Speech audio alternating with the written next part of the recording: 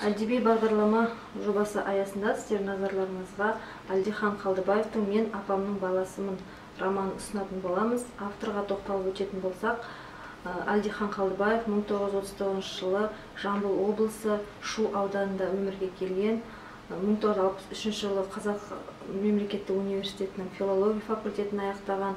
1963 жылы еңбек жолын Қызылорда облысы Арал ауданынан қазақ тілі мен әдебиеті мұғалімі бойынша бастаған. Бірнеше жылдар қатарынан журналистика саласында қызмет атқарған Әлдихан Қалдыбаев Қазақстан Республикасының еңбек сіңірген мәдениет қызметкері, Қазақстан Республикасының білім беру ісінің үздігі, Қазақстан Республикасының журналистер одағының мүшесі болған. Сонымен қатар ол кісінің бірнеше балалар мен жасөспірімдерге арналған бірнеше басқа да шығармалары жарық көрген.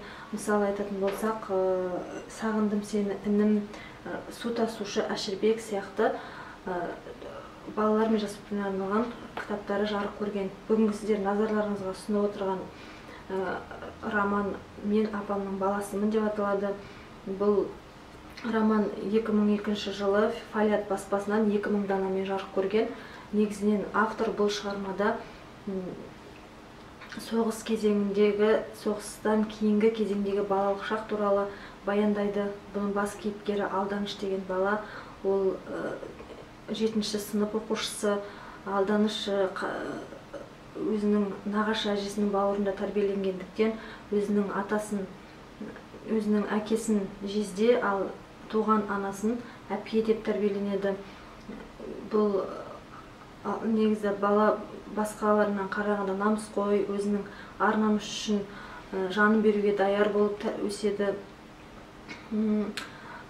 Негізінен отбасындағы 6 баланың ішінде мектепте оқыған, сол кездегі қиын жағдайға байланысты Алданыш қана болады. Сондықтан өзі намысқа тырысып, ол мектепте жақсы оқуға тырысады.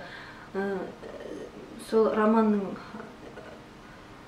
негізгі идеясы бұл балалардың бір-біріне деген бауырмалдығы, балалық шаққа деген сапар.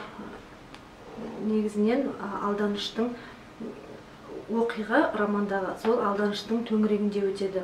Негізінен көбінесе балалар Алданыштың өзінің қарындасы, өзінің бауырлары, ағасы, ата-анасы, әжесі сол төңірегінде роман өрбитін болады. Тілі өте жеңіл, түсінуге. Кітапханаға келіп жазылыңыздар, кітапты алып оқыңыздар.